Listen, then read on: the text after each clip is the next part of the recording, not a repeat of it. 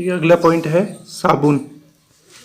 साबुन है ये दीर्घ श्रृंखला वाले कार्बन परमाणु हैं, उनके सोडियम अथवा पोटेशियम लवण होते हैं। साबुन दीर्घ श्रृंखला वाले कार्बन परमाणु के पोटेशियम अथवा सोडियम लवण होते हैं। ठीक है, यानी इनका जो निर्माण है वो जो वसा अम्ल है उन वसा अम्लों से किया जाता है। उन वसा अम्लों की जब क्रिया है वो सोडियम हाइड्रोक्साइड या पोटेशियम हाइड्रोक्साइड से करवाई जाती है, तो सोडियम हाइड्रोक्साइड या पोटेशियम हाइड्रोक्साइड के लवण बनते हैं। ठीक है, उन लवणों को साबुन कहा जाता है। ठीक है, इस साबुन के अंदर जो कार्बन परमाणु है उसकी श्रृंखला है वो 12 से 18 तक कार्बन परमाणुओं की श्रृंखला है वो हो सकती है। तो इसकी परिभाषा हो जाएगी। पहले तो साबुन ये दीर्घ श्रृंखला वाले कार्बन परमाणु वसा अम्लों जैसे स्टेरिक अम्ल है, पामेटिक अम्ल है, ओलिक अम्ल है, इनके सोडियम अथवा पोटेशियम लवण होते हैं।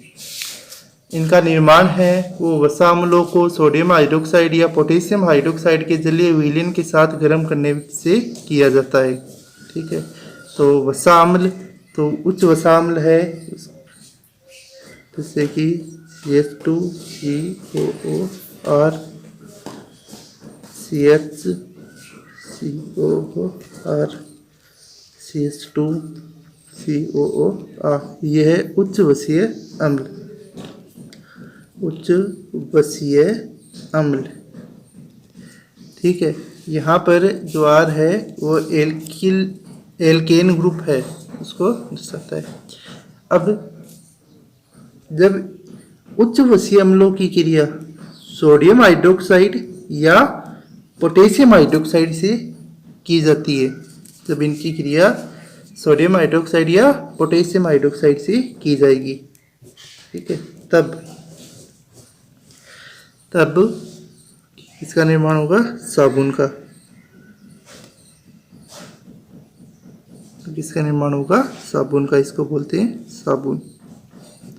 ठीक है, प्लस इसके साथ CH2OH CHOH CH2OH ये इसको बोलते हैं ग्लिसरॉल, इसका निर्माण होता है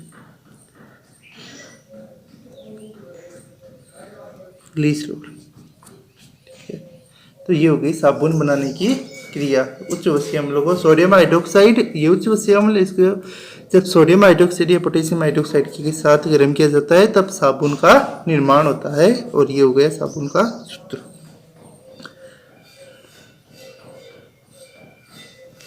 ठीक है, अब इस क्रिया में जो साबुन बना है उसके साथ ग्लिसरॉल भी बना है, तो इस क्रिया में जो प्राप्त साबुन है, साबुन सोडियम क्लोराइड मिलाने से अलग हो जाता है। इस क्रिया में जब इसमें सोडियम क्लोराइड मिलाया जाता है तो साबुन है वो अलग हो जाता है। ठीक है, तो इसमें सोडियम क्लोराइड मिलाने पर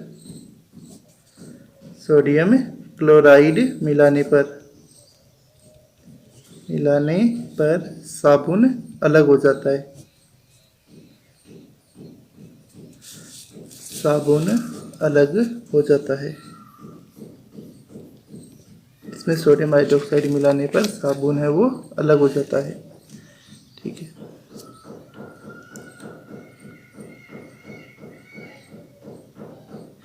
ठीक है, इसके बाद देखो जो उच्च वसीय अम्ल के सोडियम और पोटेशियम लवण से जो साबुन बनते हैं वो ही जल में विलय होते हैं। यानी क्या है, उच्च वसीय अम्लों से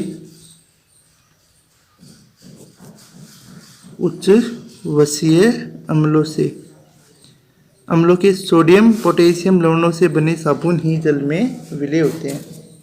उच्च वसीय अम्लों के सोडियम या पोटेशियम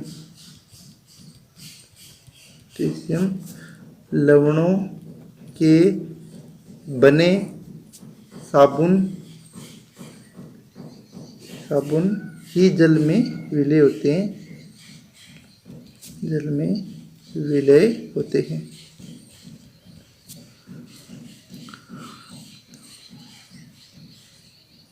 ठीक है, सोडियम और पोटेशियम लवण है वो इनके उच्च वसीय अम्लों से बने साबुनी जल में क्या होते हैं, विलय।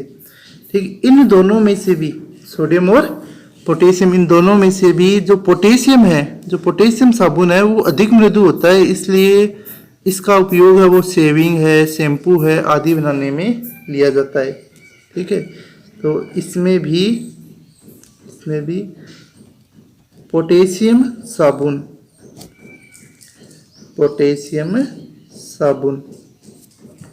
इसमें भी पोटेशियम साबुन अधिक मृदु होते हैं,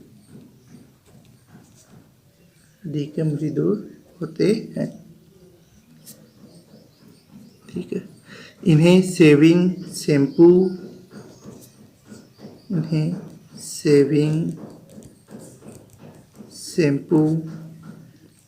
आदि बनाने में काम में लेते हैं,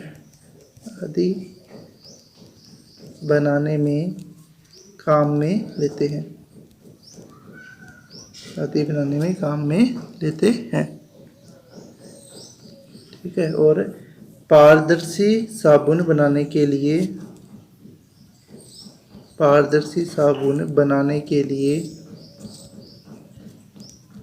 ग्लिसरीन का उपयोग करते हैं, ग्लिसरीन का उपयोग करते हैं।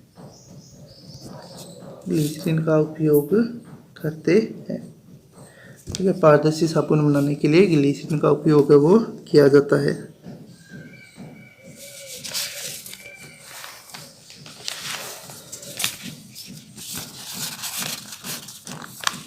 ठीक है, अब यहाँ पर आगे एक क्वेश्चन है वो लिखना है। क्वेश्चन है कि साबुन मृदु जल से सफाई का कार्य करते हैं लेकिन कठोर जल से नहीं, क्यों? प्रश्न लिखना है यहाँ पर एक, क्या है, साबुन मृदु जल से सफाई का कार्य करते हैं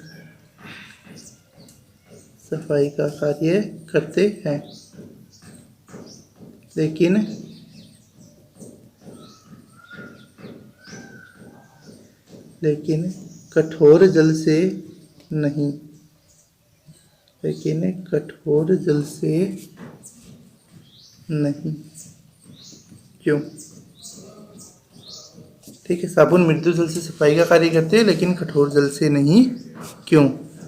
ठीक है, तो ये हो गया अपना प्रश्न। अब इसका लिखना है आंसर। इसका आंसर है कि कठोर जल में कैल्शियम तथा मैग्नीशियम आयन होते हैं। कठोर जल में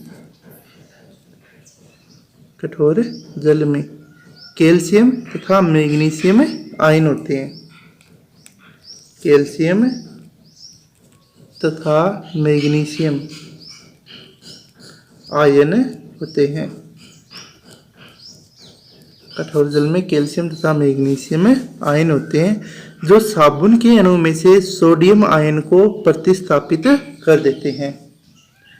जो साबुन में से सोडियम आयन को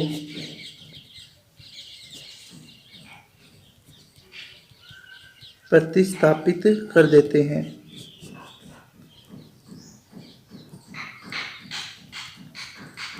तो साबुन में से सोडियम आयन को प्रतिस्थापित कर देते हैं।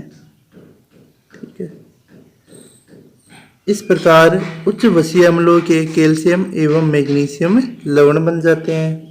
ठीक, कठोर जल में देखो कैल्शियम और मैग्नीशियम आयन थे, ये कैल्शियम और मैग्नीशियम आयन है, ये साबुन के सोडियम आयन को प्रतिस्थापित कर देंगे, यानी सोडियम आयन की जगह ये खुद आ जाएंगे। और साबुन में नहीं होते हैं उच्च वसीय अम्ल के सोडियम या पोटेशियम लवण होते हैं। तो जब सोडियम आयन निकल जाएगा और उनकी जगह ये दोनों जुड़ जाएंगे तो उच्च वसीय अम्ल के कैल्शियम तथा मैग्नीशियम, उच्च वसीय अम्ल के कैल्शियम तथा मैग्नीशियम लवण है वो बन जाते हैं। ठीक है, तो आगे क्या लिखना है इसमें, इस प्रकार उच्च वसीय अम्लों के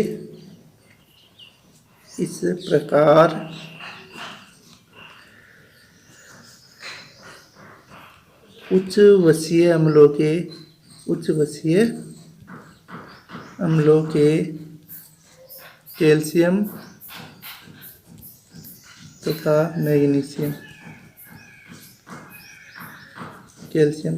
मैग्नीशियम लवण बन जाते हैं।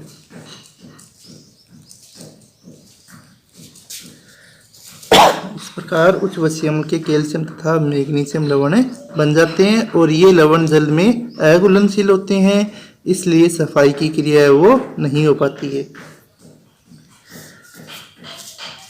ये लवण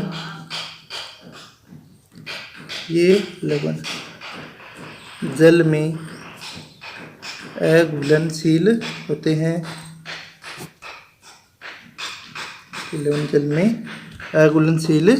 हैं, अतः सफाई की क्रिया वो नहीं हो पाती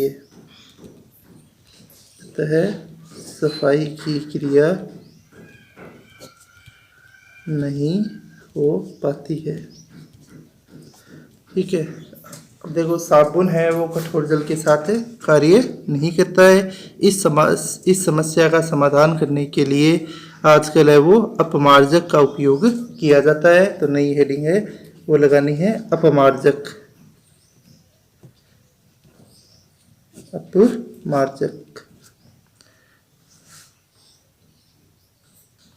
ठीक है। अपमार्जक है, ये अपमार्जक भी साबुन जैसे ही होते हैं, लेकिन ये कठोर और जो मृदु दोनों ही जल के साथ सफाई का कार्य करते हैं। ठीक है। तो इसमें लिखना है अपमार्जक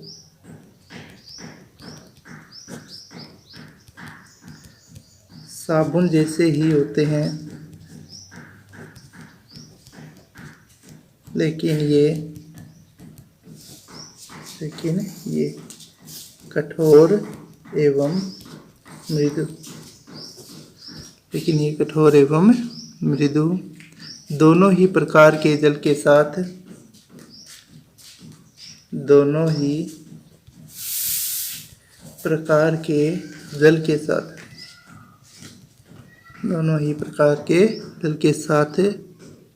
सफाई का कार्य करते हैं।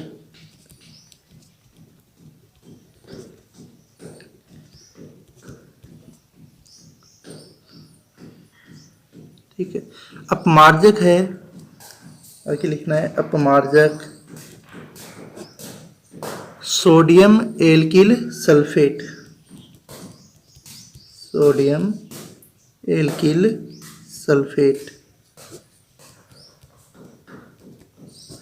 अपमार्जक sodium alkyl sulphate.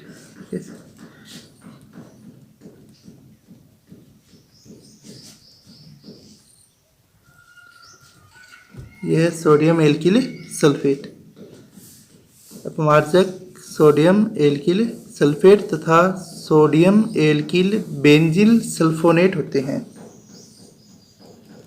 Sodium alkyl benzene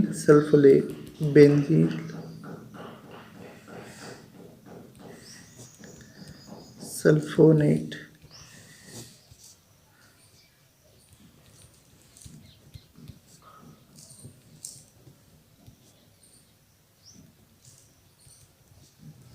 होते हैं।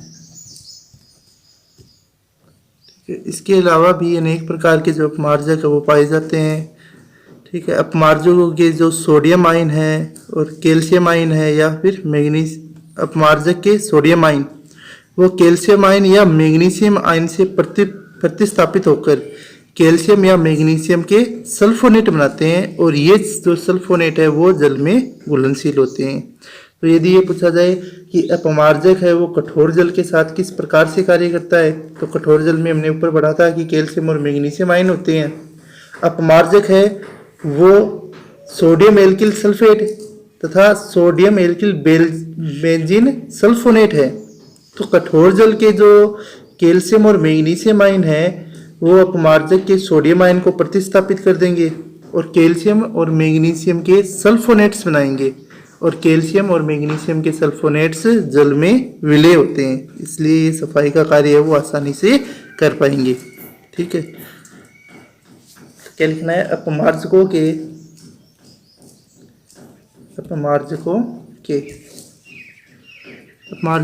सोडियम आयन, अपमार्जकों के सोडियम आयन, कैल्शियम आयन या मैग्नीशियम आयन, अपमार्जकों के सोडियम आयन, कैल्शियम आयन या मैग्नीशियम आयन से प्रतिस्थापित होकर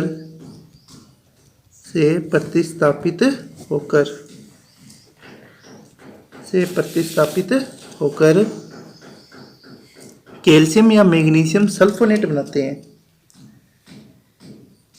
कैल्शियम या मैग्नीशियम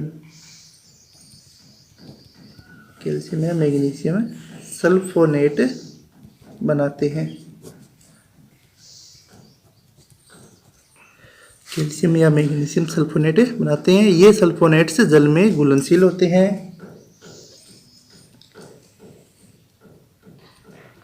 ये सल्फोनेट्स जल में घुलनशील होते हैं।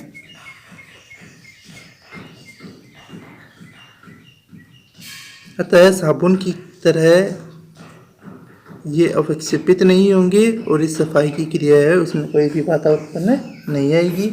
अतः ये कठोर जल के साथ सफाई का कार्य करते हैं। कठोर जल के साथ सफाई का कार्य करते हैं।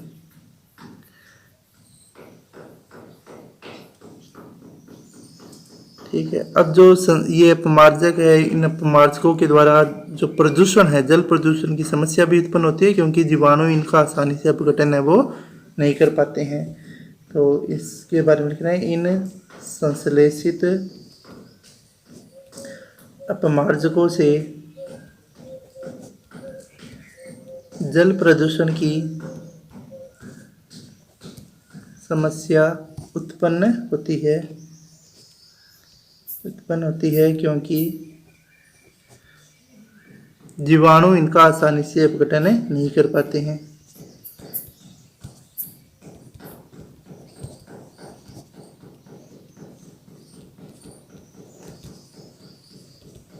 जीवाणु इनका आसानी से अपघटन नहीं कर पाते हैं।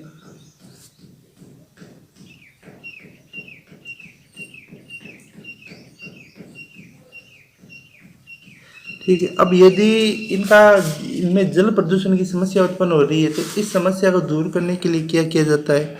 तो ये हमने पढ़ा था कि ये सोडियम एल्किल सल्फोनेट या सोडियम एल्किल बेंजीन सल्फोनेट होते हैं। ठीक है, तो इसमें जो ये R समूह दिख रहा है, ठीक है, यदि R समूह है, ठीक है, इसको बोलते हैं हाइड्रोकार्बन श्रृंखला।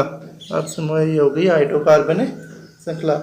यदि यह हाइड्रोकार्बन का अर्थ होता है कार्बन और हाइड्रोजन से बने यौगिक, तो यदि यह हाइड्रोकार्बन श्रृंखला कम शाखित होगी, यानी यह हाइड्रोकार्बन श्रृंखला है, इसकी शाखाएं कम होगी यदि ये सीधी श्रृंखला होगी। ठीक है, यदि ये कम शाखित श्रृंखला होगी तो इनका जीवाणु है वो आसानी से अपघटन है वो कर सकते हैं। ठीक है, तो क्या लिखना है हमें आगे, यदि इनमें यानी अपमार्जक में इनमें हाइड्रोकार्बन श्रृंखला, यदि इनमें हाइड्रोकार्बन श्रृंखला यानी R कम हाइड्रोकार्बन श्रृंखला कम शाखित हो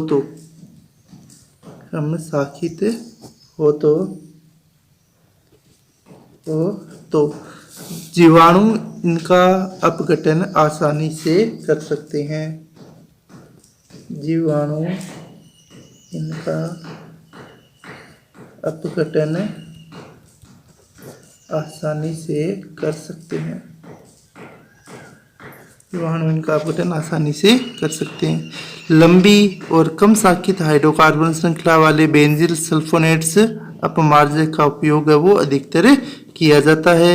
वर्तमान यानी अभी अपमार्जकों की क्षमता और गुणवत्ता बढ़ाने के लिए इनमें कार्बनिक फॉस्फेट, सोडियम पेरोक्सी बोरेट तथा कुछ अन्य यौगिक है वो भी मिलाए जाते हैं। ठीक है, तो आगे लिखना है हमें अपमार्जकों की क्षमता एवं गुणवत्ता बढ़ाने के लिए अपमार्जकों की क्षमता एवं गुणवत्ता बढ़ाने के लिए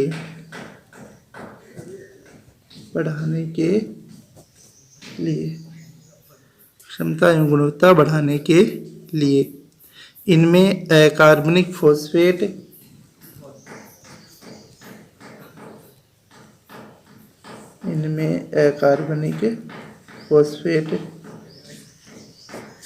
कार्बनिक फॉस्फेट, सोडियम पेरोक्सीबोरेट,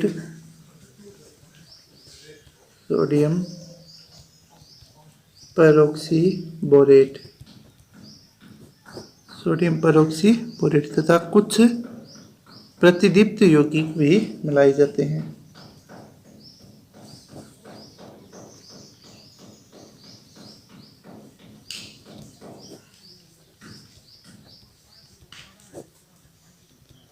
कुछ प्रतिदीप्त यौगिक भी मिलाए जाते हैं।